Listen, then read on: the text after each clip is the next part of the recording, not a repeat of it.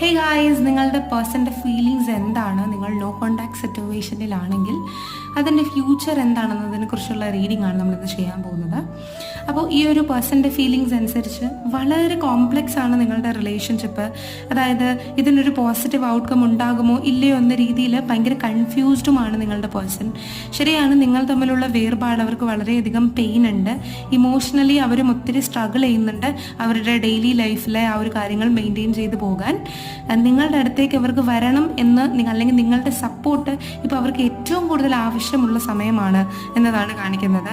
പക്ഷേ എനിക്കിതിനകത്ത് മനസ്സിലാവുന്നത് അവരെത്രത്തോളം സഫർ ചെയ്താലും നിങ്ങൾ സേഫ് സോണിൽ ഇരിക്കട്ടെ, അല്ലെങ്കിൽ അവരുടേതായിട്ടുള്ള ഭാഗം നിങ്ങൾ അറിയണ്ട, നിങ്ങൾ ഹാപ്പി ആയിട്ടിരിക്കട്ടെ എന്നതാണ് എനിക്ക് ഇതിനകത്ത് മനസ്സിലാവുന്നത്.